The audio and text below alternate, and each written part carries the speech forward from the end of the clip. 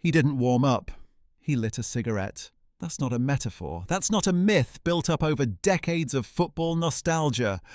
Preben Elkjaer Larsen, one of the most gifted forwards of his generation, would sit in the dressing room before matches, cigarette in hand, shin pads nowhere to be found, and simply wait. While teammates stretched and coaches paced and physios taped ankles and tactical boards were filled with arrows and instructions, Elkjaer existed in his own orbit, unbothered, unmanageable, unstoppable. The question isn't how someone like that survived in professional football. The question is how professional football was ever lucky enough to have him. To understand Elkjaer, you have to understand the era. The early 1980s were football's last truly lawless frontier. Pitches were battlegrounds. Referees looked the other way. Defenders didn't just tackle, they hunted.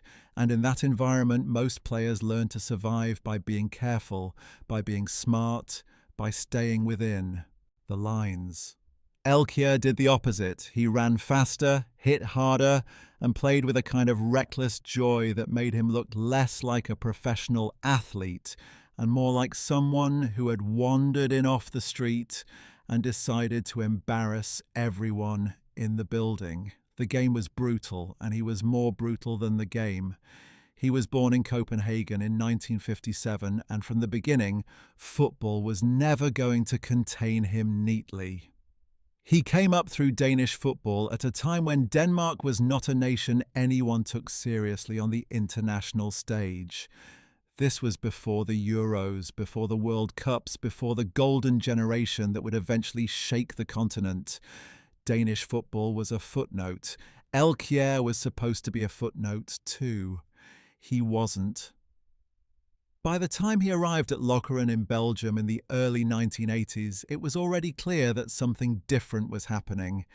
He was quick in a way that felt almost unfair, not just in a straight line, but in tight spaces, in chaos, in the moments when the game broke down and instinct took over. He didn't play football so much as he attacked it. Every run was a dare, every finish was a statement. He had this low centre of gravity and a stride that looked slightly out of control at all times, like he was always one step away from disaster, and yet the ball kept ending up in the net. Defenders couldn't read him because he didn't play in straight lines. He played in impulses. He played like someone who had never been told what he was supposed to do and had decided that was a feature, not a flaw. And when Hellas Verona came calling in 1984, the world finally had to pay attention. At Verona, he played in the same league as Michel Platini. Let that sit for a moment.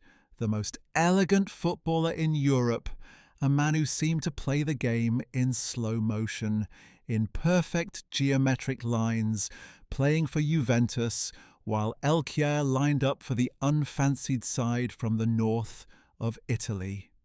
It should not have worked. It worked brilliantly. Elkjaer brought chaos to a team that no one expected anything from, and somehow the combination of his relentless running and a squad that believed in each other produced something extraordinary. In his very first season, Hellas Verona won the Serie A title, the only Scudetto in the club's history, and Elkjaer was at the heart of it. He was named European Footballer of the Year runner-up in 1985, finishing behind only Platini himself. In any other era, in any other company, that would have made him the best player in the world. And yet, even at Verona, even in the most competitive league in Europe, he remained entirely himself. The cigarettes didn't stop. The shin pads stayed in the bag. The rules that applied to everyone else simply didn't apply to him. Coaches tolerated it because they had no choice. You don't bench a player like that over a pair of shin pads. There is one moment from that Verona season that tells you everything about who Elkjaer was. In a game against Juventus, the reigning champions, he picked up the ball on the left flank and drove forward. A tackle came in. He rode it. Then he lost his right boot. Most players stop. Elkjaer kept running, cut inside and scored with his bootless foot. Verona won 2-0. The man who refused to wear shin pads had just scored one of the most iconic goals in Serie A history in his socks. But the story that defines Elkjaer, the one that still gets told in bars and living rooms across Denmark, didn't happen in Verona. It happened in Mexico. The 1986 World Cup was supposed to be Diego Maradona's tournament, and it was. But for one extraordinary group stage, a small Scandinavian nation threatened to steal the entire show. Denmark arrived in Mexico with a squad that played football like it was invented for their entertainment. Morten Olsen marshalled the defence with the calm of a man who had seen everything. Michael Laudrup drifted between the lines with a grace that made opposition midfielders look like they were playing a different sport. Jan Molby controlled tempo from deep, and leading the line, Preben Elkjaer, 28 years old, at the absolute peak of his powers, was the engine that made all of it terrifying. They beat Scotland, they beat West Germany 2-0, they beat Uruguay 6-1, and Elkjaer scored a hat-trick. Not a tidy, composed hat-trick. A hat-trick that felt like a mugging. He was everywhere. He was relentless. He pressed, he ran in behind, he held the ball up, he finished with both feet. He was the embodiment of everything that made that Danish team so thrilling and so terrifying to face. For those group stage games, Denmark looked like the best team in the world, and Elkjaer looked like the best player in it. The world sat up. People who had never thought about Danish football were suddenly asking questions. Could this team actually win the whole thing? Could Elkjaer, this cigarette-smoking, shin-pad-refusing outlaw from Copenhagen, actually lift the World Cup? For a brief electric moment, it felt genuinely possible. It felt inevitable. Then came Spain. The round of 16. Denmark versus Spain. And what followed was one of the most painful collapses in World Cup history. Denmark lost 5-1. The dream died in an afternoon. Elkjaer scored Denmark's only goal, a consolation that felt like a full stop on something that should have been a beginning. The team that had looked like world beaters 48 hours earlier simply fell apart, and the tournament moved on without them. Maradona went on to win it. The story was written without Denmark in it. And just like that, the greatest show in football that summer was over before anyone was ready for it to end. Here is where the story gets complicated, and where Elkjaer becomes more than just a footballer. Because that collapse in Mexico could have defined him.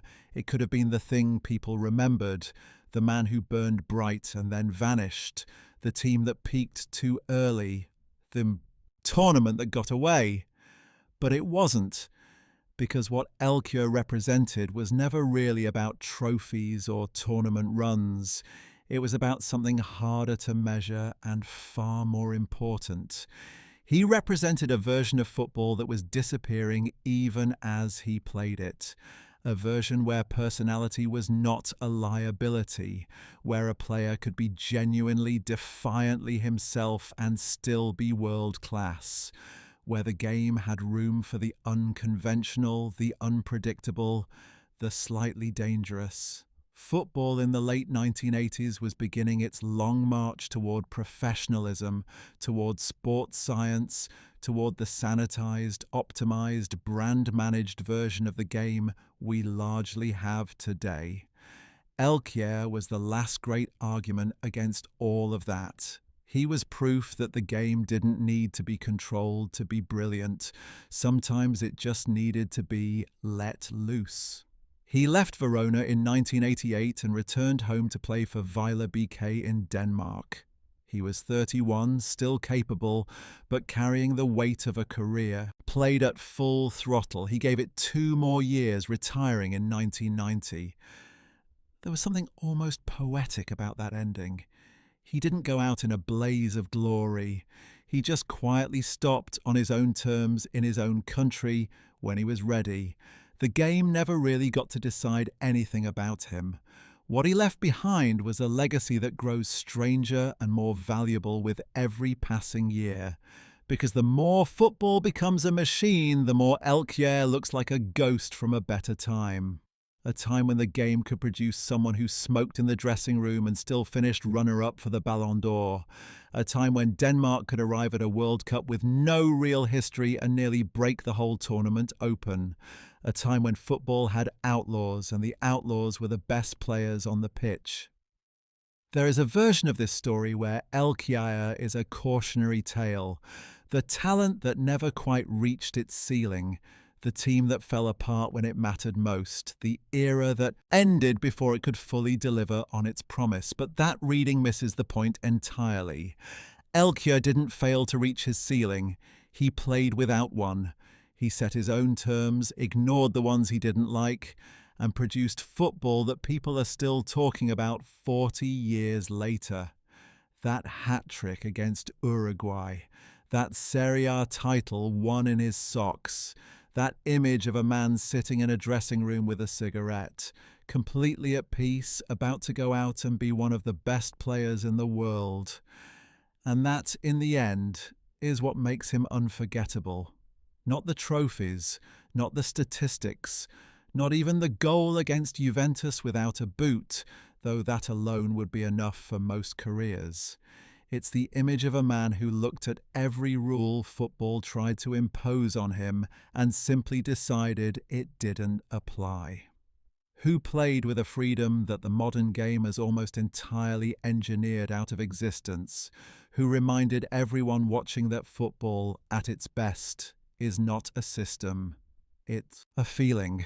The last great rebel of 1980s football didn't burn out. He blazed, completely and deliberately, and then he walked away on his own terms in a sport that increasingly tells its players exactly who to be, exactly how to train, exactly how to speak and act and present themselves. Preben Elkjaer remains the most powerful reminder of what happens when someone refuses to listen. If this story reminded you why football used to feel like something worth arguing about, subscribe. There are more of them where this came from.